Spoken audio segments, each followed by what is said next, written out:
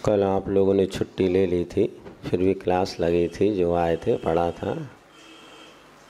आचर्षी के हाइकू अपन पढ़ रहे थे। 15 हाइकू हो चुके हैं, जिसका अर्थ भी अपन ने संक्षेप में समझ लिया। फिर से एक बार पढ़ लेते हैं, याद हो जाए तो बहुत अच्छा है। तेरी दो आँखें सतर्क हो जा, मलाई कहाँ सो शब्द पंगु है, खेती बाड़ी है,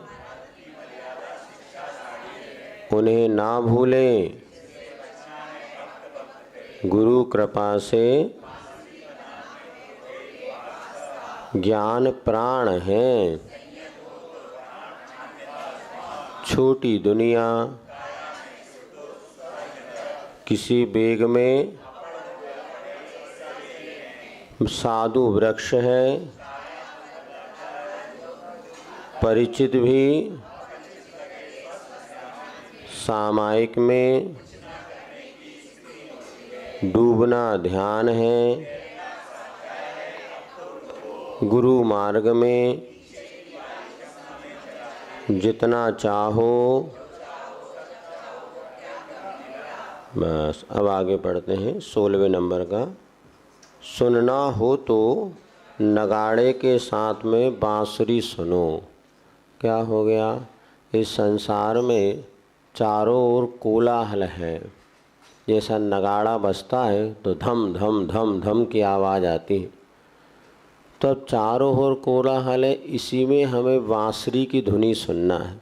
आप चाहो कोलाहल बंद हो जाए तब बांसुरी अर्थात अपने आत्म तत्व की हम चर्चा करें, या अपने भीतर उत्पन्न होने वाला आनंद जब लेंगे जब ये बाहर का नगाड़ा बंद हो जाए, तो कभी बंद होने वाला नहीं।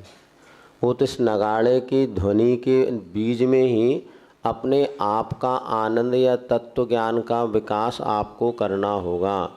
आप सोचो कि रास्ता पूरा अच्छा हो जाए तब हम घर से बाहर निकलेंगे, तो संभव नहीं। रास्ता जैसा है वैसा है, आप तो पैरों में चप्पल पहनो चले जाओ, या नीचे देख देख के चले जाओ तो मंजिल आपको मिल जाएगी। हम दुनिया को बदलना चाहते हैं, बाद में हम बदलेंगे, पहले सब ठीक हो जाए तब हम करेंगे, ऐसा नहीं। कभी भी बाहरी वातावरण अपने अनुकूल होने वाला नहीं। नगाड़े की ध्वनि मतलब अब तो और बाहरी परिस्थिति में राग द्वेष मोह माया बढ़नी ही बढ़नी है। ये पंचम काल है, हुंडा और सरपड़ी काल है। अच्छी चीज़ें इसमें कम मिलेंगी, बुरी चीज़ें ज़्यादा देखने को मिलेगी। कई बार हम तो ये विचार करते हैं आज तो हमें इतना ही देखने को मिल रहा, आगे वाली पीढ़ी को और इससे ज़्यादा अनर्थ देखने को मिलेगा। बिल्कुल मानना, आज जैसे आज से 100 साल पहले यदि कोई हीरो हीरोइन बनता था तो उसकी वेशभूषा देख लो हीरो बनने के बाद, और आज नई हीरो हीरोइन में देखो क्या, और आगामी आने में क्या होगा, तो सब भी सारी चीज़ परिवर्तित है। अब ये सोचो कोई अच्छा वातावरण मिले तब हम अपना कल्याण करें, नहीं, ऐसा ही रहेगा। तो न सुनना हो तो अगर आत्म कल्याण करना हो तो इन्हीं विपरीत परिस्थितियों में ही आत्म कल्याण आत्म ध्यान अथवा तत्व ज्ञान को स्वीकार करना पड़ेगा। बाहरी वातावरण जो है तो वैसा ही रहेगा। बांसुरी की ध्वनि सुनना है मतलब अपना कल्याण करना है, तो इन्हीं विपरीत परिस्थितियों में कर लो। आप सोचो सब कुछ अनुकूल हो तो नहीं होने वाला। ये आचार्य महाराज का भाव यहाँ पर लगता है। उसी से झगड़ना है और उसी से निभाना भी। अब ज़्यादा सोचना बेकार है, इतना ही समझ लो बस, इसी दुनिया से लड़ना है और इसे निभाना भी। ये तो है। मोक्ष मार्ग तो भीतर अधिक है, बाहर कम।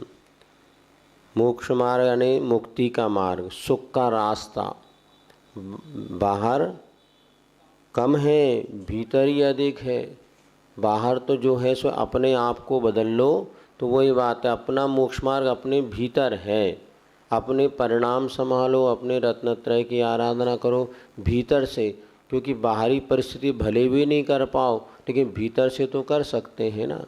जैसे मानिए आप बीमार पड़ गए, ऐसे संलेख ना चले हो, बाहर से तो पूरा शरीर से तेल है, कोई मोक्ष मार्ग, लेकिन भीतर से उनका जो परिणामों की निर्मलता वही तो मोक्ष मार्ग है। क्या बाहर में सोते सोते केवल ज्ञान, मतलब कोई लेटा हो शवासन में उसमें भी केवल ज्ञान हो सकता है, खड़े होने पे केवल ज्ञान हो सकता थोड़ी ना। किसी भी अवस्था में भीतर का मोक्ष मार्ग, भीतर के परिणामों की निर्मलता है।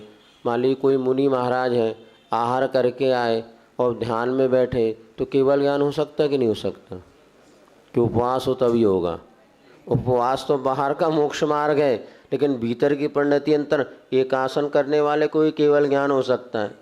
इसी प्रकार मान लीजिए कोई मुनि महाराज है, ध्यान में है, शवासन लगा के बैठे, कोई तकलीफ है, चलो भाई शरीर का है, अब शरीर को नई सेटिंग हो रही तो लंबे हो जाओ।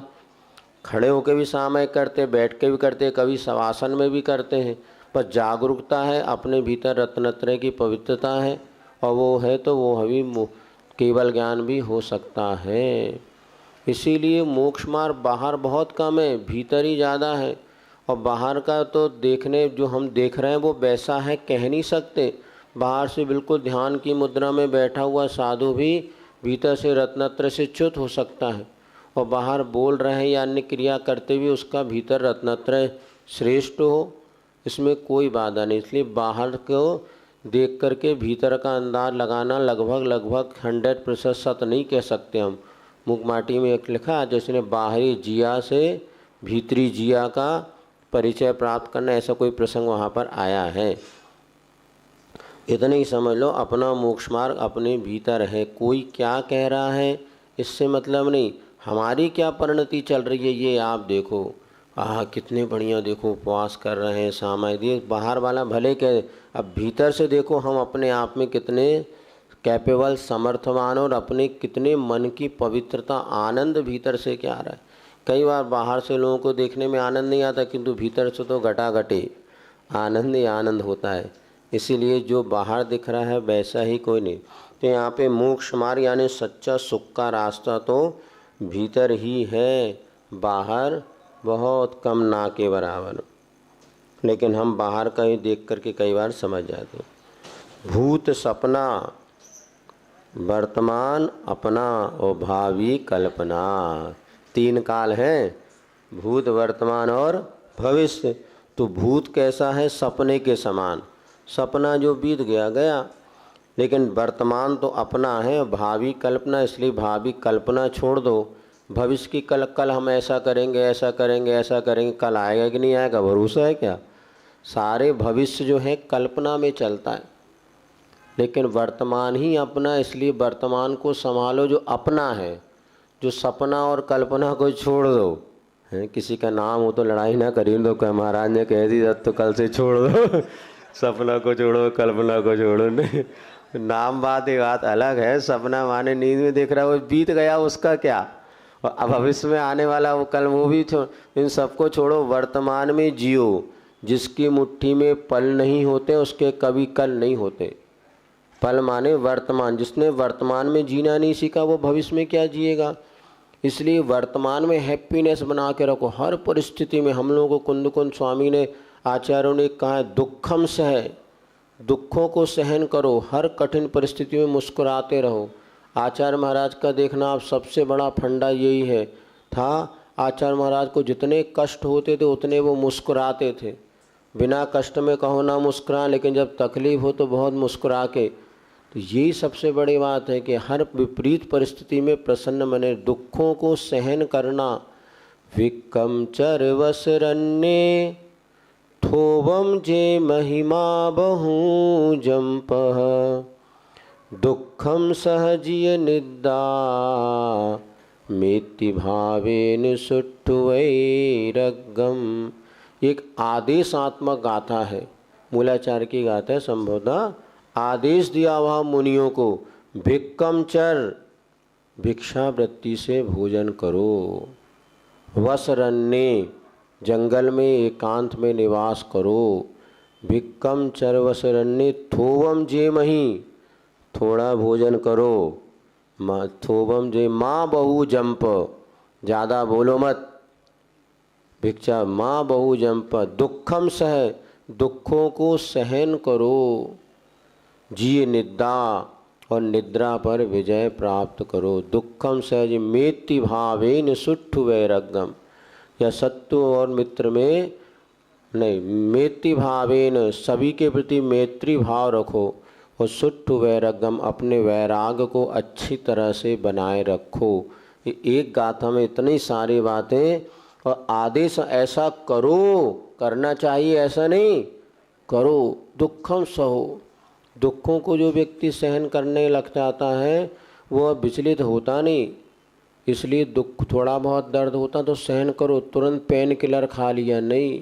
ये आजकल पेन किलर इतना मार्केट चल रहा है, उन्हें सिर दुखा तो इसी का दुष्परिणाम है कैंसर, और ये किडनी फेल हो रही ना, सबसे ज़्यादा ये दर्दनाशक दवाई आपकी किडनी पे असर करती है। उनने कहा थोड़ा सा सिर हुआ तो हरा पत्ता ले लो, कहीं पीला पत्ता ले लो, कमर दुख रहे तो गोली खा लो, पैर घुटने में दर्द है तो ये गोली खा लो।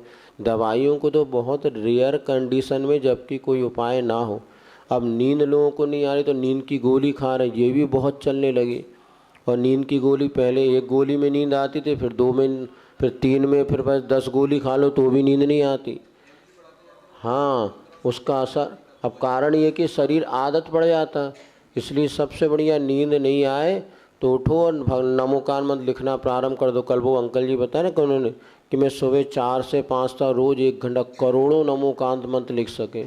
ये सबसे अच्छा उपाय। नींद नहीं आया तो डायरी पर कॉपी पेन अच्छा एक रख लो, रजिस्टर, नमोकान मंत्र लिखना प्रारंभ करो। कि नींद नहीं आना ये कोई बीमारी नहीं है। कई बार क्या होता है कि अपना शरीर को जितनी आवश्यकता है उतनी निद्रा हो जाएगी। आचार्य ने कहा दिवा समारता निशिशे रहते प्रजा, जब शरीर बहुत थका हो तो देखना अपने आप नींद आ जाती। नींद न दे के टूटी खाट, जब नींद आ दे और नहीं आ रही इसका समझ तो फिर अपने उपयोग में डाइवर्ट, या उपयोग में भी अगर आपकी विकृति चल रही है, उससे बचने को उपाय नमोकार मंत्र लिखना प्रारंभ कर दो, या नमोकार मंत्र का पाठ प्रारंभ कर दो, मुख से बोलना शुरू कर दो। अपने आप हमने देखा, और जितनी चाहिए ना उतनी नींद हो जाती है। कई बार 1 घंटे में इतनी अच्छी नींद हो जाती है कि आपको 6 घंटे में नहीं आती। ये विपश्यना के एक साधक मिले थे हमें, जैन थे, वकील साहब थे। वो बताते थे मैं रात को 11 बजे तक 12 बजे तक ऑफिशियल काम करता हूँ, उसके बाद ध्यान करता हूँ और फिर सोता हूँ, और सुबह 4 बजे फिर अपने काम में लग जाता। मोदी जी कितने घंटे सोते पता है? किसी ने पूछा मोदी से, अंकल जी आप दिन में सोते हैं क्या? बोले, हंसने लगे, बोले भैया मैं दिन में तो नहीं, रात में भी मैं मात्र 3-4 घंटे की निद्रा लेते हूँ, पूरी ऑल ओवर वर्किंग। महाराज जी देखो लगे हैं दिन में सुबह शाम तक इतनी मेहनत करते, फिर भी 3-4-5 घंटे की निद्रा। इसलिए जिनको निद्रा नहीं आती तो उनको सोच जाती हम सौभाग्यशाली हैं कि निद्रा को राक्षसी कहा है ना। एक कहूँ तो कौन सा सूत्र है, निद्रा राक्षसी। तो ये जो है हमारी सारी चेतना को नष्ट कर देती, जागृति को नष्ट कर देती। सम्यक दर्शन कभी सोते समय नहीं हो सकता। यदि नहीं आ रही तो आकुलता करने की अपेक्षा आप अच्छे कार्य में जुट जाओ। नमोकार मंत्र लिखने का कोई भक्तामर पढ़ो, स्तुति उठा लो, पुस्तक ले लो। और पुस्तक भी बहुत अच्छा है, नींद नहीं आती उनको पुस्तक पढ़ना चाहिए। तुम लोग कौन रात में अंधेरे, हम बस साहित्य ले लो, कोई भी पढ़ना शुरू करो, लेकिन मोबाइल मत देखो, मोबाइल से तो भाग जाएगी। तो कोई अच्छे साहित्य ले लो, आशीषी के ग्रंथ ले लो, कोई स्वाद है तो अपने आप निद्रा आने। शरीर को थकना चाहिए, और मन थक जाता है, शरीर नहीं थकता तो फिर वो निद्रा तो आते ही लगता लेट जाओ।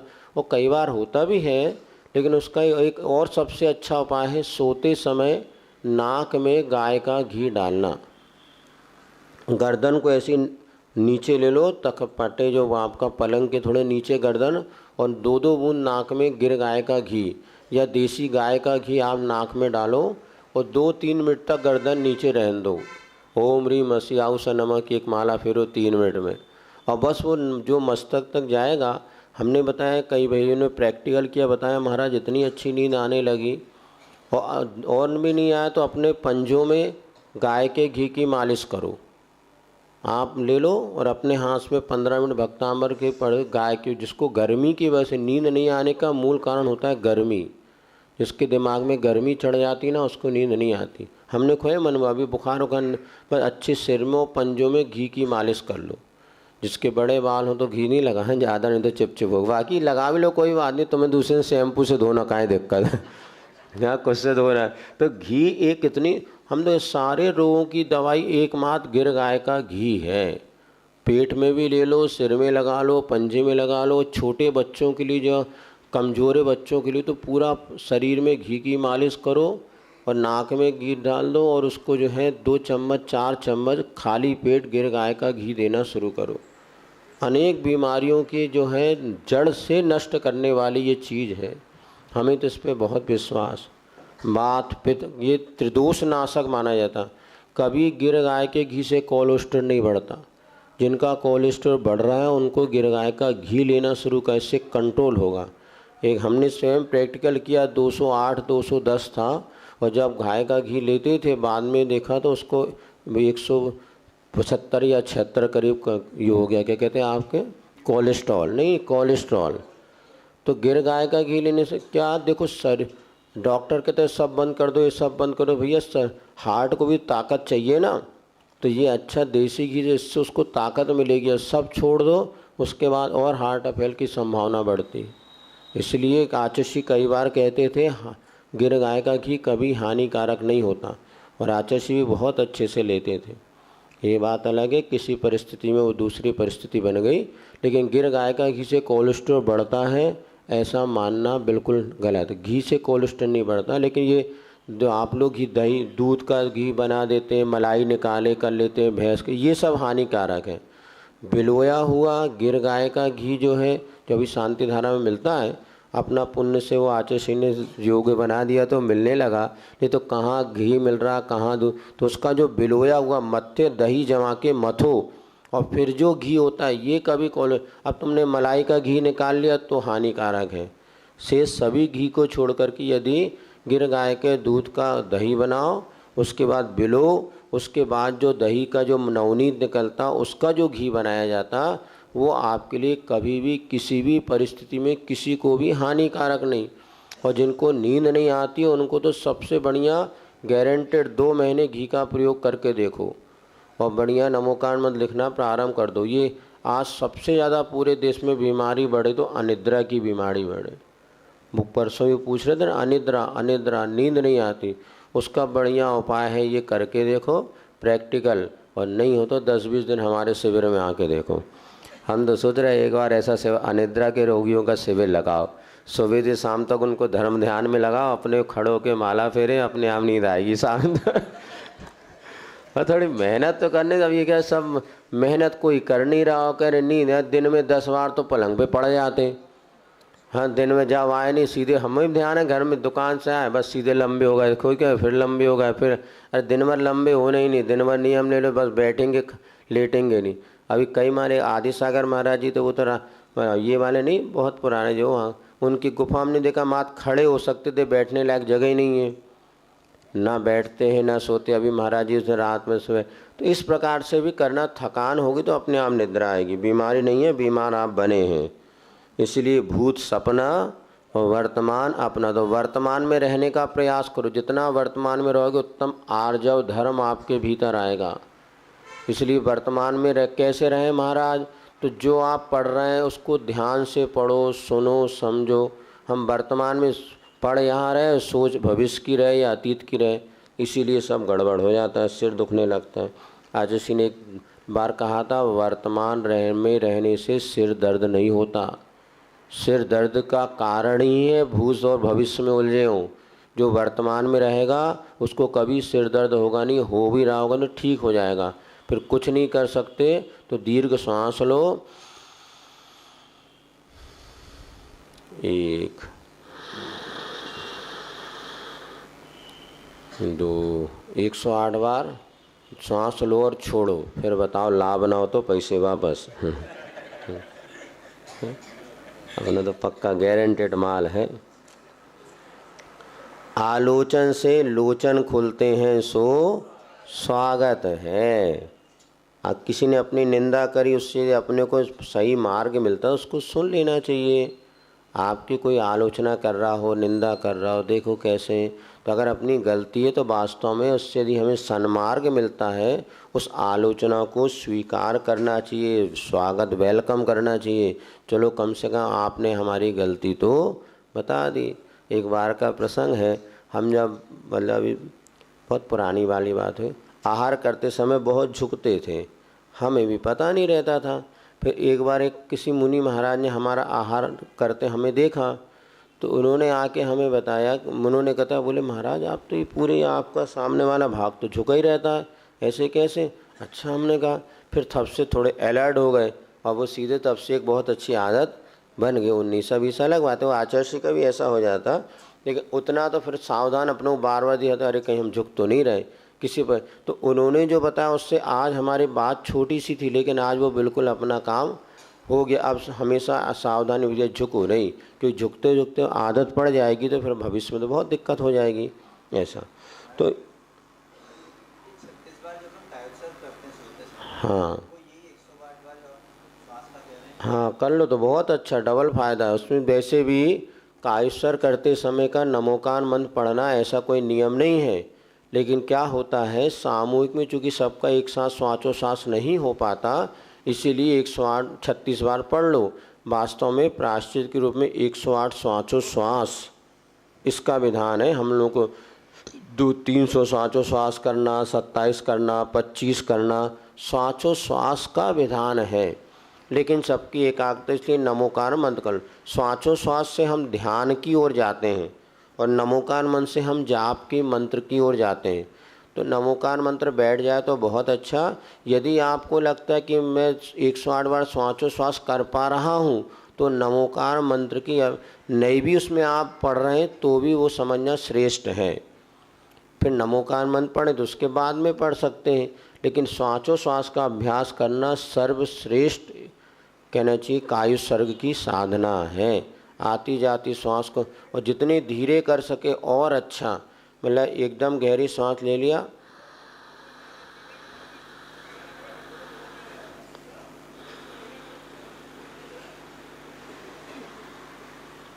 एक सांस हुआ है श्वासोश्वास, इतनी देर में जितना आप धीरे करेंगे ये प्राण माना जाता है, और जितना आप धीरे धीरे करने का उतने आपके प्राण सुरक्षित हैं, ये मानना। आन प्राण इसको कहा है। हाँ, अप्रमत्त दशा आती है इससे, इसलिए शुद्ध श्वासोश्वास नाभि तक जाती है, शरीर स्वस्थ होगा।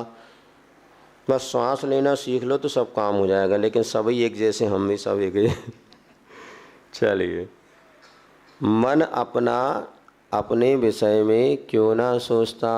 मन तो अपना है किंतु हमेशा दूसरों के विषय में ही सोचता रहता है। चलिए 20 हो गए, एक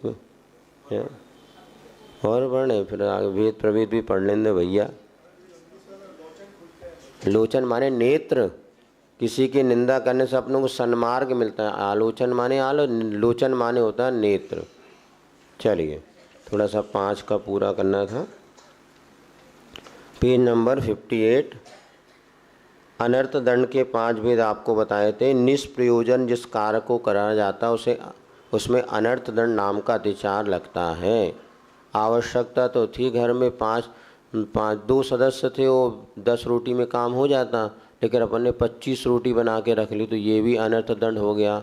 जितना काम में हमारा चल सकता था उससे ज़्यादा करते हैं तो अनर्थ दंड होता है। निष्प्रयोजन तो पानी सींचना, घूमना फिरना बिना किसी, बस स्वास्थ्य की दृष्टिकोण से आप घूम रहे हैं फिर भी ठीक है, कुछ नहीं है, अपना घूम रहे हैं, फिर रहे हैं, घास तोड़ रहे हैं, रात में बकवास करें, सब अनर्थ दंड माना जाता। तो ये पापोपदेश, हिंसा दान, अपध्यान। अपध्यान माने ये कल बता दिया था, थोड़ा कम बताया था शायद परसों। पापोपदेश माने होता पाप का उपदेश देना, अरे हिंसा ऐसा करो, वैसा कर लो, ये कर लो, हिंसा के उपकरण को देना। अपध्यान माने दूसरों की हार जीत का चिंतन करना। छड़ाला में कहू की जय हानि किसी की हार न चिंते। अर्थात यहाँ बैठे हैं, वो पाकिस्तान की युद्ध वो हो रहा है और अपन जो है वो जीत जाए, मैच हो रहा है वो हार जाए, और जिससे कोई प्रयोजन नहीं, उसका बुरा हो जाए। तो अपध्यान में क्या करता कुछ नहीं है, वो बैठे बैठे बुरी बातों का चिंतन, इससे कोई प्रयोजन नहीं है। निष्प्रयोजन पाप का बंध अपने परिणामों से होता रहता है, ऐसा अपध्यान नाम को। तो फालतू में दूसरों की बात ज़्यादा सुनो नहीं, और ये टीवी वगैरह दिन भर देखते रहे तो अपध्यान तो हो रहा है। लेना एक न देना दो, कौन जीत रहा है कौन हार रहा है क्या हो रहा है। चुनाव के समय देखो सब बब्बा डब्बा सब लगे रहते हैं, जवान बच्चे बूढ़े टीवी के सामने बैठे वो देख रहे कहाँ होने। अपने आप 15 मिनट साता रखो, 12 बजे पूरा रिजल्ट है, नहीं वो सुबह 7 बजे से बैठ जाएंगे बुक एक एक बोर्ड में क्या हो रहा है। अरे 12 बजे और थोड़ी साता रखो तो कल तक तो पूरे रिजल्ट अपने आप आना ही है। लेकिन वो अब कौन से कहाँ कितने बढ़ गए कितने घट गए, इसी ये अपद ध्यान है। निष्प्रयोजन पाप का बंध। स्वयं खड़े हों तो बात अलग है, ये अपनी चिंता है, लेकिन निष्प्रयोजन पाप का बंध अपद ध्यान। आज सबसे ज़्यादा यही हो रहा है अपद ध्यान।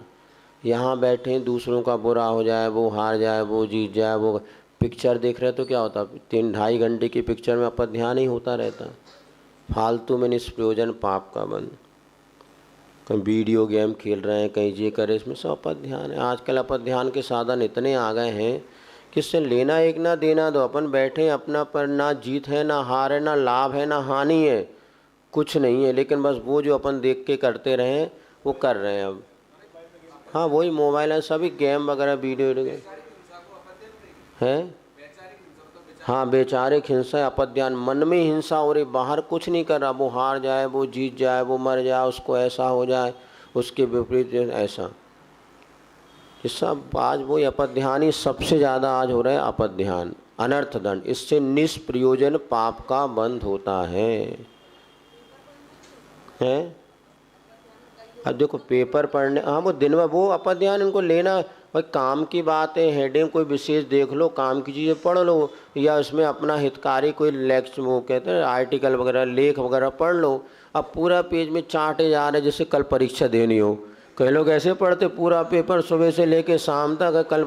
अब वो क्या कोई काम नहीं है तो क्या करें। अरे उसी समय ग्रंथ का स्वाध्याय करो तो असंख्यात गुणी कर्मों की निर्जरा, पुण्य का बंध और मार्ग प्रशस्त होगा। तो ग्रंथ पढ़वे को तो मन नहीं लग रहा, वो पेपर पढ़ा जा रहा है जिसमें आधी बातें झूठी होती हैं। पेपर में आधी बातें तो झूठ होती है, कल्पना होती है, जहाँ वहाँ की बातें बढ़ा चढ़ा के मिर्च मसाला लगा के लगाना पड़ता, उनको तो अपनी कमाई करना है बस बेकार। ये सब अपद ध्यान है, इनसे बचना चाहिए।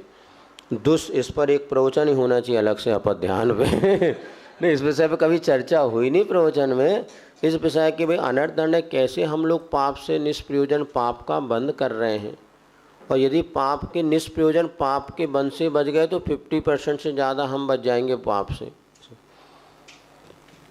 दुष्श्रुति, इस प्रकार दुष्श्रुति माने वही राग द्वेष को बढ़ाने वाली बातों को सुनना, क्रिमिनल की बातें। आजकल जो मोबाइल में क्या चल रहा है, वो राग द्वेष की बातें बताते ना, ऐसे मोबाइल में होशे से आते रहते, आप बात करो ये करो, सब क्या है काम वासना को बढ़ाने वाली ये सब जो दुष्श्रुति मानी जाती हैं, जिससे अपने परिणाम विकृत होते हैं।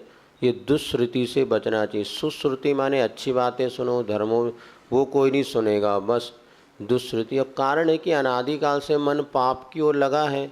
आज भी आप देखो मोबाइल में अगर अच्छी चीज़ सुनते सुनते कोई बुरी चीज़ आया तो झट से मन लग जाता, सुन लो, ऐसे बहुत मुश्किल। देखो इन सब से इसलिए बचना चाहिए। ये निमित्त कैसे होते हैं, एक सज्जन थे, व्रती थे, और लगभग वो 65 साल से ज़्यादा की उम्र होंगे। एक दिन वो हमारे पास आए, बोले महाराज मेरा ब्रह्मचर्य व्रत लिया था, मेरा ब्रह्मचर्य व्रत खंडित हो गया, आप प्रायश्चित दे दो। हमने कहा क्यों, क्या हो गया, आप तो व्रती हैं इस उम्र में।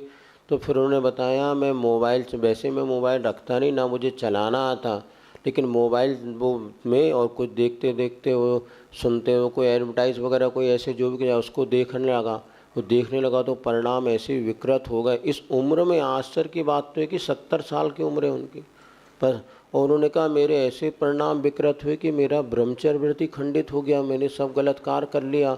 अब बड़ी ग्लानि थी उनको अपने आप में कि वर्षों से मैं जिस व्रत का पालन कर रहा था और मेरे तो माँ तो उन्होंने बताया कि मोबाइल देखने से, और वो भी मुझे ना चलाना था, तो उस समय पता नहीं कैसे क्या आने लगे, चित्र में देखने लगा और पढ़ने दे। तब हमें उस समय देखकर इतना आश्चर्य हुआ कि ये 65-70 साल की उम्र में ये मोबाइल परिणामों में इतनी विकृति ला सकता है, तो जवानों के बच्चा छोरा छोरी इनके मन में क्या पाप पैदा नहीं होता होगा। और वही हो रहा, उसका दुष्परिणाम ये निकल रहा है कि आज कहने में संगो बहुतायत बच्चों का सील नष्ट हो चुका है। इसीलिए उनको वैवाहिक पारिवारिक जीवन का आनंद ही नहीं, क्योंकि जो कुछ गलत वो भय के साथ और पाप के साथ और छुप छुप के जो उन्होंने अनर्थ कर लिया, अब वो उनको बाद में वो इसलिए गृहस्थ आश्रम का आनंद भी लुट गया, सब विकृतियाँ मज्जा। इसलिए एक बार कहा ना, समय पे जो चीज़ मिलेगी तो बहुत, इसी में एक लिखा समय, अपने एक दिन पढ़ा था ना, समय से पहले यदि सुख मिल जाए तो व्यक्ति शैतान बनकर बाहर निकलता है, और समय से पहले दुख मिले तो शायद वही व्यक्ति मजबूत बन के बाहर निकलता है। आज समय के पहले ये इंद्रिय सुख आदि जो लोगों को मिलने लगे ना, इसका ये दुष्परिणाम है कि उनका जीवन और वो बन गया, शैतान बन रहे हैं। अब बुझो ना माँ बाप की सुनना, ना पति परिवार, किसी की नहीं सुनना, और बस अपने आप में उच्छृंखलता का मूल कारण ये समय से पहले कभी भी सुख नहीं मिलना चाहिए। जिस समय पे जिस सुख का अनुभव तो वो ठीक है, समय से पहले ये इंद्रिय सुख आदि सब मिलने लगे, सब खतरा हो गया। क्या कर सकते, कैसे?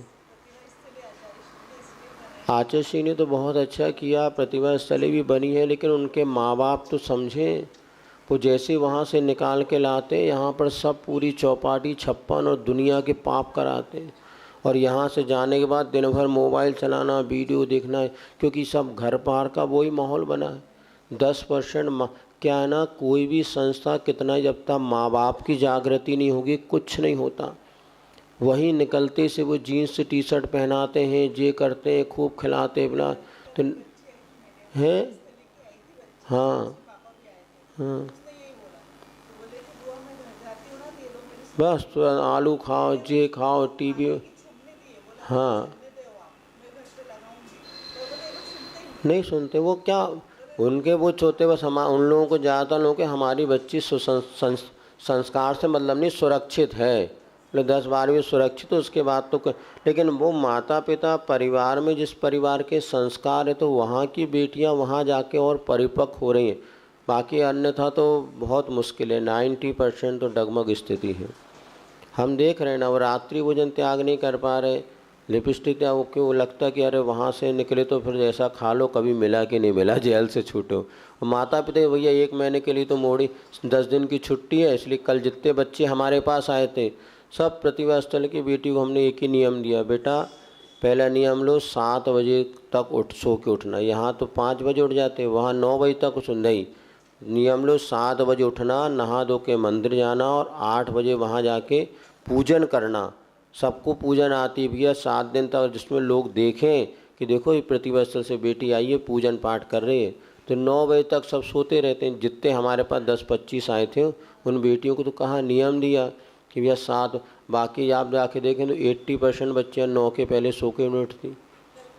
हाँ, इसीलिए कल जा रहे थे, बस बच्चियों को दीदियाँ तो बहुत मेहनत कर रही हैं, आचुषी का बहुत आशीर्वाद, लेकिन पारिवारिक बैकग्राउंड ऐसा है कि दीदियों की मेहनत पर पानी फिर रही है, करें क्या। लेकिन फिर भी अपन तो अच्छे उद्देश्य को लेकर अच्छा कार्य कर रहे हैं, करना ही चाहिए। उस माता पिता को थोड़ी सावधानी रखना चाहिए कि जहाँ हमने ऐसे अच्छे संस्थान में अपने बच्चों को डाला है तो 4-6 महीने के संस्कार तुम 10 दिन जीवित नहीं रख पा रहे। 4 महीने जो दीदियों ने मेहनत की, यहाँ 10 दिन में पूरा पानी फेर देते हैं वो। फिर जब वो आते तो फिर वही रूटीन करो तो। हाँ, बता रहे ना वो सब आजकल। वहाँ अभी शेखर जी में जब इंदौर की एक पार्टी पर जिसने प्रश्न सारे हमने देखा विधान करें, सब पोता बोले हाँ विद्यांजलि की प्रोडक्ट, तो बोले विद्यांजलि की चप्पल हो तो खा सकते हैं, बाकी दूसरी नहीं। विद्यांजलि का कि भाई तुम लोग के मंदिर में तो कम से कम 7, यहाँ पर भी लोग प्रदर्शन, क्या है ना, जिसको प्रदर्शन करना है वो क्षेत्र ढूंढता है, चाहे मंदिर मिले चाहे कहीं मिले। शादी में तो उसको या मंदिर में और अच्छा ज़्यादा लोग देख रहे हैं तो वही करना है, वही पहना। अब किसी को कहना कोई, अपन समझ लो अपध्यान और दुष्श्रुति, इसके बाद प्रमादचर्या, घूमने का निषेध नहीं, किंतु क्यों, बस आप तो कुछ भी काम करो क्यों, इसके पहले एक प्रश्न उठा, मुझे क्यों करना है। यदि आप प्रयोजनभूत है तो कोई मना नहीं, निष्प्रयोजन है, जैसे मान ये आपको फूल तोड़ना है तोड़ लो, क्यों, हमें सिर में लगाना है, कोई बात नहीं, कोई पाप नहीं, मतलब पाप है इतना ही चंडल, क्योंकि आपको अपने श्रृंगार करना था। अब आपने 4 फूल तोड़ लिया, क्यों, एक काम में आया, कुछ नहीं, यूं ही तोड़ लिया, बस तुम महान पाप का बन। पाप का बन दोनों में है, लेकिन प्रयोजन हो गया क्यों यूं ही, तो बस पाप का बंध हो गया। तो निष्प्रयोजन क्रिया में ज़्यादा पाप का बंध है, प्रयोजन भूत में नहीं है। जितना आवश्यकता उतनी सामग्री रख ली, उतनी बाजार सब्जी खरीदनी थी भाई, जितने घर में आवश्यक और ज़्यादा खरीदो फेंकेगी, तो वो आपको ज़्यादा पाप का बंध है। अनर्थ दंड में ये समझना। प्रमादचर्या में इसी प्रमाद पूर्वक जो भी हमारी एक्टिविटीज़ होती है, बैठे बैठे घास तोड़ रहे हैं, चटाई तोड़ रहे हैं, हाथ पैर हिला रहे हैं, बैठे बैठे कुछ न यहाँ वहाँ की बातें, गप्पे लड़ा रहे हैं। गप्पे लड़ाओ, क्या करे, टाइम है। आज बोले 2 लोग बैठे आलतू इसको कहते सूतना कपास और जुलाओं में लठा लठी चल रही है 2 घंटे तक, क्या बात है, वो कुछ नहीं, बस हो गया ऐसा। ये वैसे अब लोग आपस में बातें करने किसी के पास टाइम ही नहीं, मोबाइल खोल लेते हैं वो, तो बस हो गया खत्म, इसी में सारे पाप होने लगे। अब हिंसा में तो मूल प्रयोजन क्या है, आपका गलत लग गया तो आपने काटा कि फालतू में काट रहे हैं। अब गलत लग गया, यदि गलत ही रहने दोगे तो भी गलत हो जाएगा, इसे गलत को तो काटना पड़ेगा। आप जैसे सीए, अब आपने मान लीजिए कुछ लिखा, अब यदि वो गलत लिखा गया तो आपको काट करके तुरंत सही लिखना पड़ेगा। वहाँ पे उद्देश्य आपका गलत नहीं है। हाँ, 1 लाख का 10 लाख का 1 जीरो तो हटानी पड़ेगा ना है निष्प्रयोजन है तो अब वो वैसे निष्प्रयोजन आज बहुत कम हो रहा है क्योंकि मैं मोबाइल, लेकिन हम बताएं फ़ोटो वगैरह खींचना, निष्प्रयोजन टाइप करना, फिर ये सब ब्रह्म बताया ना, शब्द को ब्रह्म कहा है, और ब्रह्म के नष्ट करना एक प्रकार से पाप का कारण तो होगा ही होगा। इसीलिए निष्प्रयोजन नहीं होना चाहिए। यहाँ पे मूल बात जो है, कोई भी काम करो निष्प्रयोजन अगर आप कर रहे हैं तो गलत है। ज्योतिषी देव 5 होते हैं अपन, जो सूर्य चंद्रमा 4 प्रकार के देव बताए थे, भवनवासी, व्यंतर, ज्योतिषी और वैमानिक। तो सूर्य चंद्रमा आदि जो हम देख रहे हैं ये सब कौन से, ये वैमानिक देव माने जाते हैं। पहला सूर्य है, दूसरा चंद्रमा है, तीसरा ग्रह है, नक्षत्र और तारे, ये 5 प्रकार के ज्योतिषी देव आते हैं। सूर्य और चंद्र तो हमें स्पष्ट देखने में आते हैं, इसी प्रकार कुछ ग्रह भी होते हैं, नक्षत्र भी होते हैं और तारे भी स्पष्ट देखने में आते हैं। ये सब ज्योतिषी देवों के विमान हैं जो हमें देखने में आ रहे हैं। ये क्या है, उनके विमान हैं। इसके भीतर जो देव रहते हैं वो सूर्य नाम का देव है और उसका विमान जो है सूर्य है, और वह ज्योतिषी देव कहलाता है। इसी प्रकार इनके अलग अलग नाम वगैरह भी होते होंगे, किंतु कॉमन रूप से तारे भी एक जाति के देव हो गए, जो जिनमें वो विमानों में रहते हैं वो तारा कहलाता है, और वहाँ पर उन देवों के और भिन्न भिन्न नाम भी हो सकते हैं। तो ये 5 प्रकार के ज्योतिषी देव माने जाते हैं। ये देव जितने भी हैं ना, ये सूर्य चंद्रमा आदि को जो नमस्कार किया जाता है ये अपने यहाँ नहीं है, ये कभी भी पूजनीय नहीं है। इनका हम पर उपकार है ये तो ठीक है, पृथ्वी, जल, अग्नि, वायु, वनस्पति, सूर्य, चंद्रमा आदि, ये वैष्णव दर्शन में इसको देवता मानने का प्रयोजन ये हो सकता है कि इनके प्रति आदर सम्मान का भाव बना रहे। क्योंकि सूर्य अगर नहीं होता तो इतनी धरती को प्रकाश कैसे मिलता, सूर्य का कितना बड़ा उपकार हमारे ऊपर है। तो लोगों ने सूर्य को भगवान मान के पूजना शुरू कर दिया, लेकिन वास्तव में सूर्य भगवान नहीं है, वो तो पृथ्वी का एक विमान है, और वो अपना उसके माध्यम से धरती को प्रकाश मिलता है। आतप नाम कर्म के उदय से सूर्य मूल में तो ठंडा है लेकिन उसकी किरणें गर्म होती हैं, ऐसा आगम में मिलता है। और ये सूर्य का उपकार हमारे ऊपर है, लेकिन इसके उपकारी होने से हम उसको भगवान नहीं मान सकते। हमारे यहाँ भगवान का लक्षण है, उस लक्षण के अनुसार अब इनको स्वीकार करते हैं। ये सूर्य विमान में रहने वाले जो सूर्य देवता है वो भी देवता होते पूजनीय नहीं है, क्योंकि वो भी असंयमी होते हैं। और इन व्यंतर आदि में ज्योतिष में तो मिथ्या दृष्टि ही जीव जन्म लेता है, सम्यक दृष्टि देव वहाँ जन्म नहीं लेते। हो सकता वहाँ जाने के बाद उनको सम्यक दर्शन हो जाए, लेकिन उसके बाद भी वो देव पूजनीय नहीं होते। हमारे यहाँ चारित्र की पूजा है, सम्यक दर्शन सम्यक ज्ञान की पूजा नहीं है। सम्यक दर्शन ज्ञान चारित्र जो सहित हैं, ऐसे रत्नत्रयधारी की हमारे यहाँ पर पूजा होती है।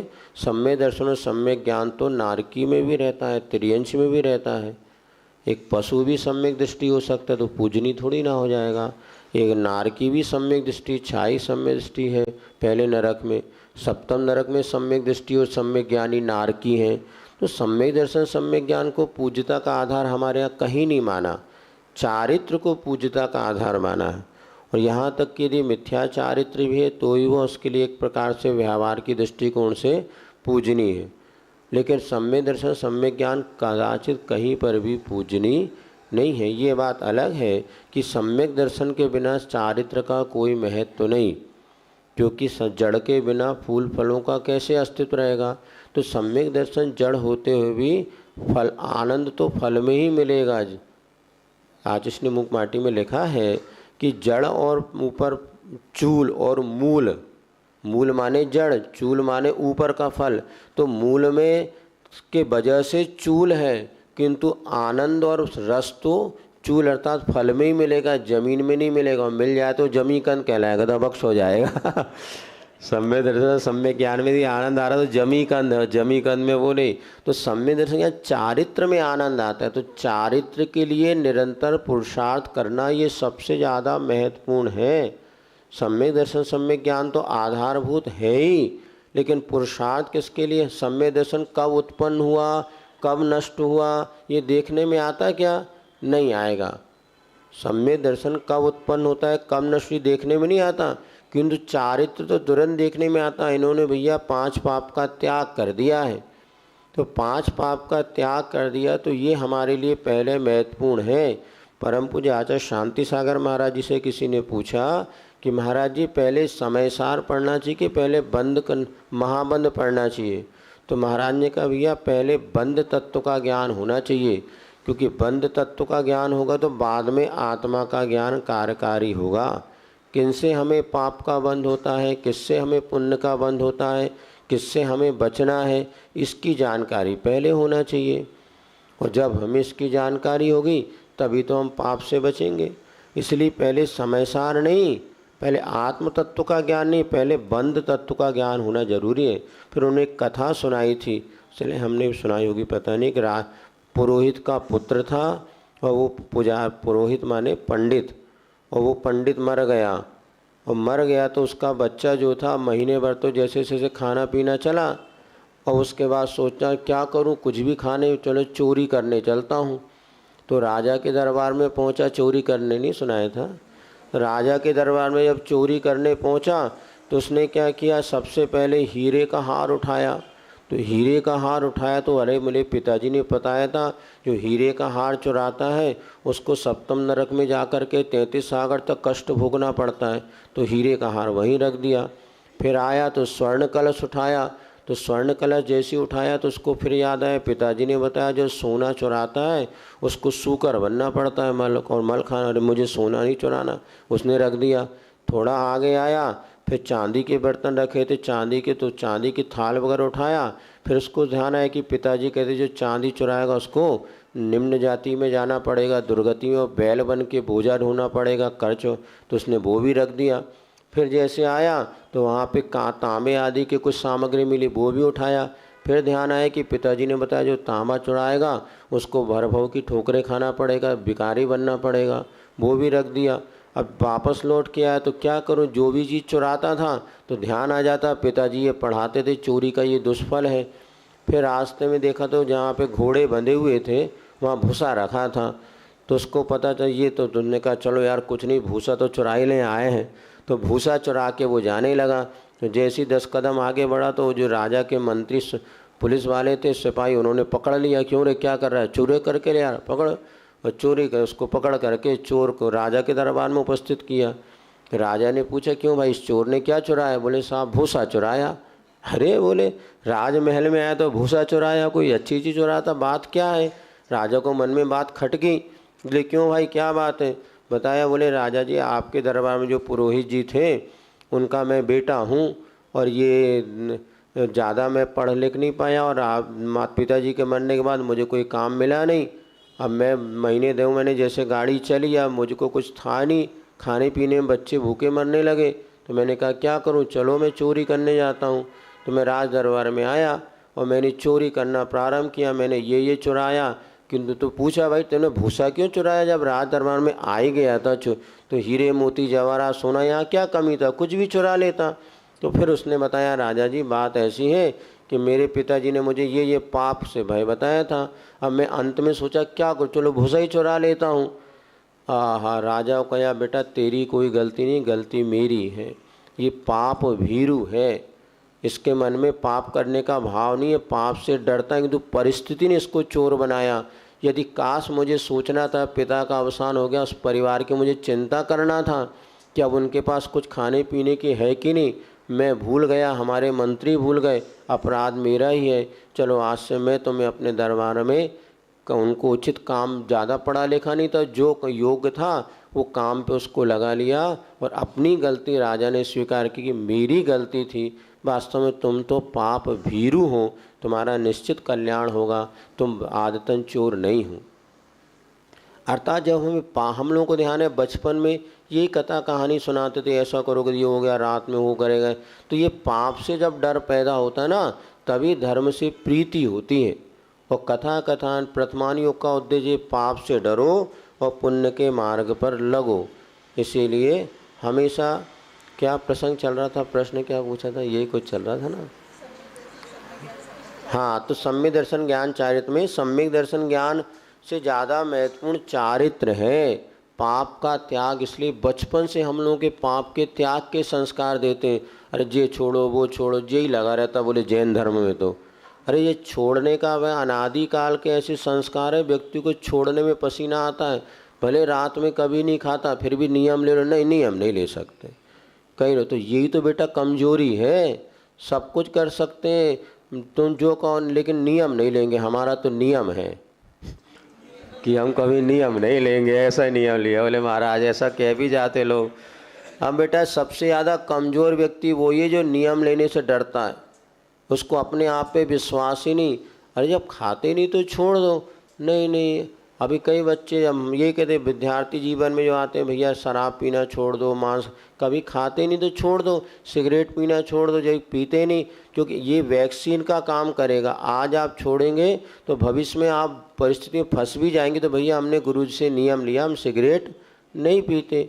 इसीलिए हर माता पिता को जब बच्चों को कहीं बाहर भेजो, एक बार गुरु चरण में ले जा कर के सन्निधि में ऐसे कुछ पाप का त्याग करा दो जो वो नहीं करता। अभी सब बच्चे अपने माँ बाप के घर आ रहे हैं, तो इंदौर वाले भी शायद आएंगे, पता नहीं आएंगे। हाँ, तो सब आ रहे। ऐसे बच्चों को 2-3 दिन गुरु जी के पास लाओ, बैठा लो, महाराज हमारा बच्चा बहुत अच्छा है, लेकिन भविष्य में अच्छा बने रहे, इसलिए उसको कुछ ऐसे नियम दे दो। तो ये 4-5 बुराई से बच गया तो दुनिया में बच गया बस। तो ये बात हो गई। अब बाल यति तीर्थंकर होते हैं 5। बाल यति माने जिन्होंने विवाह नहीं कराया, अविवाहित बाल ब्रह्मचारी। ऐसे 5 तीर्थंकर हुए 24 तीर्थंकरों में। तो पहले तो हैं 12वें नंबर के वासुपूज्य, दूसरे श्री मल्लीनाथ, तीसरे अंतिम के तीनों नेमिनाथ, पाशनाथ और हावी। तो बीच के 2 याद रखो, 12वें और 19वें। तो वासुपूज और मल्लीनाथ भगवान ने, मल्लीनाथ भगवान बताते विवाह को निकले तो थे, किंतु बीच में कुछ देख करके उनको वैराग हो गए तो वही भगे आए, ऐसे कुछ मतलब है ना। मल्लीनाथ भी निकली, तो बारात तो नेमिनाथ की बारात निकली थी। हाँ, उनको मल्लीनाथ को ना, हाँ कुछ ना कुछ तो वो उनकी विवाह नहीं होता पक्का। हाँ तो हो सकता नहीं हुआ, तो साज सजावट देखे और कोई निमित्त बन गया। हाँ पसंद नहीं आई होगी। आजकल ऐसे चल रहा है, ना मिले नारी तो बनो ब्रह्मचारी।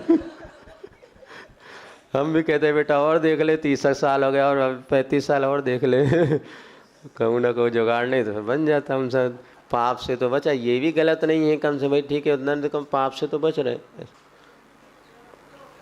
बाकी 24 तीर्थंकर में ये हुंडा और सर्पणी काल का दोष माना जाता है, जो कि 5 तीर्थंकर अविवाहित विवाह नहीं कराया। अन्यथा सभी तीर्थंकर चारों पुरुषार्थ, धर्म अर्थ काम मोक्ष, ये चारों पुरुषार्थ करते हैं। और अब तो लगता है कि ये वास्तव में काम, ये किस काम पुरुषार्थ का हो या विवाह, ये एक आज भारतीय संस्कृति का एक अनिवार्य अंग है। यदि साधु नहीं बन सकते, त्यागी ब्रह्मचारी नहीं बन सकते, तो विवाह कराना ही समीचीन मार्ग है। जो विवाह नहीं कराते हुए शारीरिक संबंध आदि बनाते हैं, ये महान अनर्थ है और भारतीय संस्कृति के विरुद्ध है। इसलिए विवाह कराना धर्म मार्ग है और बिना विवाह के काम वासना करना, सेवन करना ये अनर्थ है, उन्मार्ग है। ये वैलेंटाइन डे चला ना, ये बताते हैं इसलिए चला था कि वहाँ के कोई विदेशों में कोई संत हुए वैलेंटाइन नाम के, उन्होंने देखा कि भारतीय परंपरा इतनी अच्छी है तो उन्होंने वहाँ पर विवाह करो ऐसा कहना शुरू किया। और बताते 150-200 जोड़े उन्होंने विवाह कराए और वो जो है, लेकिन वहाँ का राजा जो था उसको ये बात जमी नहीं। अरे जो जैसे ज़िंदगी तो जीना है, मौज मस्ती करना है, ये बंधन क्या। और उनने बताते वैलेंटाइन उस संत को मरवा दिया। तो 14 तारीख को संत को जो मृत्युदंड दिया गया था कुछ, उसकी यादगार में उनके जो लोग थे वो वैलेंटाइन डे उनके नाम से मनाने लगे। इन्होंने हमने सन्मार्ग दिखाया था ऐसे संत का आज अवसान, अब उसको वैलेंटाइन डे को दूसरा रूप दे दिया। और जय सिया राम हैं, कमाई का जरिया बन गया, ऐसा हमने सुना था तो आपको बतलाया ज़्यादा अपने। तो ये 5 तीर्थंकर बाल ब्रह्मचारी हैं। ब्रह्मचारी बनना ठीक है, लेकिन उसके बाद भी स्थिरता हो तो करना चाहिए, अन्यथा गृहस्थ आश्रम में रह कर के भी ज़्यादा परिसर सहन होते हैं, ज़्यादा कष्ट सहन करना पड़ता, तो हमेशा वैराग्य बना रहता। ये तो निश्चित है, गृहस्थ आश्रम में 24 घंटे वैराग्य के निमित्त मिलते हैं। हम लोगों को तो कभी कभी मिलेंगे, तुम लोग को दिन भर वैराग्य के निमित्त। लेकिन फिर भी यदि थोड़ा सा भी सम्यक दृष्टि है, सम्यक ज्ञानी है, तो लगता तो है यार कहाँ अपन फंसे। ये बात अलग है कि मुँह मारता डंक, तो पुनः उसमें फंस जाते हैं। लेकिन यही इसलिए भरत चक्रवर्ती 96,000 रानियों के बीच में रहता हुआ कैसा वैराग्य होगी, अंतर्मूर्त में केवल ज्ञान हो गया। आदिनाथ को 1000 वर्ष लग गए, बाहुबली को 1 वर्ष लग गए, और भरत चक्रवर्ती को अंतर्मुझी सबसे ज़्यादा राग रंग में देखा जाए तो भरत चक्रवर्ती था।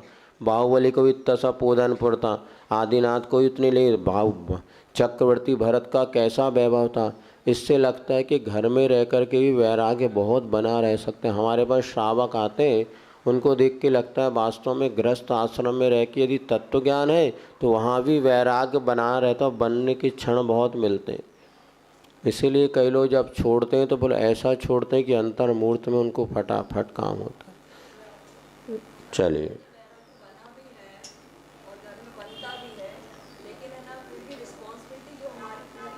हाँ वो करना ही पड़ेगा ना, इसी को करना ही पड़ेगा। इसलिए तो कह रहे हैं ना, करने के बाद हमेशा मन बना रहेगा हमें भाई जिम्मेदारी पूर्ण होने के बाद अपना कल्याण करना है। इसलिए भावना भव नाशनी, और भाव में भावना भाई जाती तब एक बार पूर्ण होता है। लेकिन मन से जो, इसलिए कहा ना, इसमें कौन से समाधि तंत्र बहुत अच्छा ग्रंथ, उसमें कहा कि राग रंग के कार्य काय से तो करो किंतु मन वचन से मत करो, और बाकी आत्म कल्याण का कार्य मन से करो, वचन काय से मत करो। आत्म कल्याण के कार्य को मन से करो और बाकी कार्यों को वचन और काय से तो करो, मन से मत करो। अब अपन सब करें लेकिन मन नहीं लगे। जैसे मान लीजिए आप इस सुबह की क्लास अपन पढ़नी है, अब पता चला उसी समय 6:30 बजे कोई रिश्तेदार आ गए, अब उनको नाश्ता बनाना, चाय दूध कराना, तो मन तो ऐसा कलप रहा है लेकिन बनाना तो पड़ेगा ही। अब वो बना जो उस समय आपकी जो संक्लेश है, वो संक्लेश पाप क्षय का कारण है, पाप बंध का कारण है नहीं। इस समय हमें स्वाध्याय की ललक है और ये दुनिया के, अब इनके दूध रग में लग जाओ, 1 घंटा आ नहीं पा रहे, फिर भी मन में तो आपका ये नहीं भैया कब अपन पढ़ते, कब स्वाध्याय करते, ये करते, अब ये कहाँ के कहाँ गए। ऊपर हाँ बहुत अच्छा आप आए, इतने इंतजार करे, तो मन में तो काय को आ मन में तो आ रहा है काय को टपक गए। वैसे 7:30 के बाद आते हम क्लास से, अभी से क्यों आ गए, मन में तो ऐसे, लेकिन बाहर से तो हाँ बहुत अच्छे करना पड़ा। अब रिश्तेदार कहीं आ गए, नहीं बैठो तो 5 बुआ हम इतने दिन बाद आए और तुम फिर चली क्लास में रहे, तो नहीं बेटा तू भी चल क्लास में। तो ये सम्यक दृष्टि होगा, दृढ़ श्रद्धालु तो उसको भी साथ में लेके आएगा, नहीं तो वो भी तुम भी नहीं और उसको भी छोड़ जाओ। अब कल से ऐसे करो, जितने रिश्तेदार सबको सुबह क्लास में लाओ, तो 2-3 दिन क्लास में कम से कम उनका धर्म ध्यान हो जाए। अब तुम और रुक जाओ तो पता चले दीपावली को लाड़ू अकेले। अब तो जितने रिश्तेदार आस पड़ोस में, भैया चलो 3 दिन सुबह 6:30-7 तक क्या गप्पे लगाना, चलो अपन। हम तो सोच रहे थे इतने बच्चे बाहर क्या, लेकिन अलग से प्रयोजन करने कोई समय नहीं है। यदि अब पता तुम और रुक गए कि हाँ बुआ जी हम तो ऑनलाइन सुन ले, रोज़ तो सुन ही रहे, अब 3 दिन मोड़ा मोड़ी आए, कौन जाए क्लास में। तो समझना बेटा गई भैंस पानी में। यदि नहीं यार क्लास तो हम छोड़ेंगे नहीं, तुम भी चलो, हमारे जितने रिश्तेदार सब, बच्चों की छुट्टी है, अब कल से बच्चे कहे मम्मी रहने तो काय को जाए, बेटा चल तू भी चल, मैं अभी तक नहीं जा, तेरी स्कूल था ना, चल अब तू कल से छुट्टी, चल अपन क्लास में चलें। तो सही मम्मी है, तो वो भी रुक गई, बस बोले रहने तो महाराज 3 दिन बच्चे छुट्टी में सुबह से खिलाना है, नहीं उनको भी कहो। तो ये सही बात है, लेकिन वही बताया ना, अच्छे कार्य की ओर प्रवृत्ति कम होती है, तो ये सब समझ लो। ये साधु के आहार की 5 वृत्तियाँ होती हैं। साधु हमारा भ्रामरी वृत्ति, जैसे भौरा होता है ना, भौरा क्या करता है, फूल के रसों का पान करता है किंतु फूल को बाधा नहीं पहुंचाता। इसी प्रकार मुझे जब आहार करते हैं, श्रावक का अन्न तो लेते हैं कि श्रावक को पीड़ा हो ऐसा काम नहीं करते, उसको कष्ट हो जाए ऐसा आहार आदि ग्रहण नहीं करते, प्रसन्नता के साथ उसको मतलब प्रसन्न बनाए रखते हुए थोड़ी बहुत जो अपनी आवश्यक वो ले लेते हैं। पूरा ही माल ले लिया बेचारा, अब क्या करेगा, बाद में भूख लगी फिर बनाएगा, नहीं देख लो भैया कितना क्या है, कुछ उसके लिए भी छोड़ दो, कुछ अपने भी ले लो, भ्रामरी वृत्ति। दूसरा गर्त पूरण वृत्ति, जैसे गड्ढा है, गड्ढे को भरने के लिए कोई अच्छी सामग्री ना भी मिले तो कचड़ा कूड़ा करकट भर के गड्ढा भर देते हैं। इसी प्रकार पेट भी एक गड्ढा है, इसको भरना है तो नमक मीठा ठंडा गर्म आदि ज़्यादा का विकल्प ना करते हुए जैसा मिले वैसे उस गड्ढे को भर करके अपना काम चलाना है। ऐसे जो मुनिराज की परिणति होती है उसको कहते हैं गर्त पूरण वृत्ति से आहार करो। गड्ढा भरना है तो भर लो, लेकिन उसमें ज़्यादा स्वाद आदि की अपेक्षा, फिर भी स्वाद आदि स्वास्थ्य आदि की दृष्टिकोण से ठंडा गर्म आदि में कई बार विकल्प हो जाता है। ठंड का समय और ठंडी चीज़ ले लो, गला पकड़ ले तो भैया नहीं लेना, कुनकना गर्म हो तो ले दो, नहीं तो मत लो, ये अपना विवेक है। उधर अग्नि समन, अब पेट में अग्नि जो जल रही है तो उसको शांत करना है तो पानी डाल दो। अब कड़वा पानी है, खट्टा पानी है, मीठा, इसका नहीं, पानी ठंडा गर्म, जैसे अग्नि लग गई तो उसको शांत करने के लिए पानी डालते समय विचार नहीं करते कि कहाँ का पानी है, कैसा पानी है, जैसा भी पानी हो अग्नि शांत करना। तो पेट में जो अग्नि डली उसको शांत करने के लिए रूखा सूखा खट्टा मीठा कड़वा जैसा मिले वैसा भोजन लेकर के अपने पेट की अग्नि को शांत करना है। ऐसी जो परिणति है विचारधारा है अग्नि समन नाम की साधु की तीसरी वृत्ति है आहारचर्य। अक्षम रक्षणे वृद्धि, जो गाड़ी होती है ना, गाड़ी जब चलती है तो उसके चक्के में बीच में एक और धुरी होती है, उसमें ओगन लगाया जाता है, ग्रीस वगैरह लगाते हैं जिससे वो गाड़ी का पहिया चलता रहे। इसी प्रकार जो कि रत्नत्रय की साधन मूर्ति है, शरीर है, ये अन्न नहीं मिलेगा तो कैसे चलेगा, तो भैया अक्षम वृद्धि, थोड़ा इसको भोजन दे दो इसमें कि हमारे दिन भर की रत्नत्रय की साधना, ये रत्नत्रय की गाड़ी चलती रहे, इसको अक्षम रक्षण वृत्ति कहते हैं। जैसे वहाँ पर आगे ना समझ में ग्रीस लगा देते हैं, ऐसे शरीर में थोड़ा बहुत ऑयल पानी दे दो, फिर टैंकर से गाड़ी निकाल लो। अंतिम जो है गोचरी वृत्ति, जैसे गाय जब भोजन करती है तो दान गाय को घास डालने वाला कौन है, सुंदर है असुंदर है, वस्त्राभूषण, तो ऐसे कुछ ना देखते हुए अपने घास से प्रयोजन रखती है। उसी प्रकार साधु आहार के सामने आहार से प्रयोजन रखता है, दान दाता की ज़्यादा समीक्षा नहीं करता, महिला दे रही है पुरुष दे रहे हैं, कौन दे रहा है, कैसा रूप है आदि आदि ज़्यादा ना विचार करके मात्र अपने भोजन की ओर उपयोग को ले जाना, जिसको कहते हैं गोचरी वृत्ति। कई बार हम लोग आचसी वो यहाँ वहाँ क्यों देखते हैं तुम लोग, आहार के समय कोई वो ऐसा कर रहे थे, वहाँ गैस जल रही थी, ये हो रहा था फल से, यहाँ वहाँ क्यों देखते तुम लोग, अपनी अंजलि देखा करो। ऐसा उल्टा हम लोग को कई बार कह देते थे, फिर भी देखना भी जरूरी नहीं, तो ये लोग सब बदमाशी करते हैं। सामने सामने छिलका जो महाराज जी आ गए, अब जूस निकाल लो, काहे को जूस निकाल लो, पहले से निकालो तो ठीक, नहीं तो महाराज जी के सामने सब आरम सारम की क्रियाएं नहीं होना चाहिए ऐसा। इसीलिए हम चौके में जाते हैं अंदर, देखो वहीं सब खटर पर, बाद में फिर 90% लोग बाहर खड़ा कर देंगे, भीतर गैस जलाएंगे, गर्म करेंगे, सब करते रहते। हम लोग जब प्रशांत साहब से हम लोग तो बिल्कुल भीतर ही करते थे इसमें सब। अब लेकिन थोड़ा सब क्या कर सकते, बोले महाराज जगह नहीं है हमारे इतना सा अंदर बनाने का, किचन है, आप बाहर हम तो खड़े हो जाएंगे, तुम्हारा सब काम वहाँ चलता रहता, अब क्या करें। पहले लोग समझदार होते थे, ठंड के समय में कोयले की सिगड़ी रखते थे, उसमें गर्म पानी रखते थे, सब गर्म, अब वो सारा ठंडा हो जाएगा, फिर बाद में जाके कहे तो वैसी डबल बाल गर्म किया भोजन मृत भोजन माना जाता। दूसरी बार जो दूध गर्म कर रहे हैं, दूसरी बार आप सब्जी गर्म कर रहे हैं, रोटियां गर्म कर रहे हैं, ये सब मरा हुआ भोजन है। एक बार गर्म हो गया फिर बार बार करना आयुर्वेद के अनुसार उसमें कोई उचित नहीं है, अनुचित है। लेकिन क्या करें, गैस का ज़माना है, सब बना के रख देंगे, ठंडा हो गया, बाद में महाराज आया तो पीछे से बाहर खड़ा कर दिया और अपना गटरम सटरम करते। सब गलत चीज़, नहीं क्या करें, पंचम काल है। श्री महावीर स्वामी के 5 नाम थे, वीर, महावीर, अतिवीर, सन्मति, वर्धमान। इसी प्रकार कुंद आचार्य के 5 नाम थे, वक्रग्रीवाचार्य, गृध्र पिद्धाचार्य, पद्मनंदी, कुंद और एलाचार्य। इस प्रकार से सब 5 का प्रसंग आज पूर्ण हुआ। आगामी समय में अपन देखेंगे। बस इतना ही करो, 2-3-4 दिन जितना है सभी आएंगे तो और विशेष रूप से अपन कर लेंगे। चलिए, भगवान महावीर स्वामी की जिन वाणी के ज्ञान से सूझे लोकालोक, सो वाणी मस्तक धरो सदा देत। हे जिन वाणी भारती तोय जप, जो तेरी शरणागहे सो पावेश कायु सरगम करो।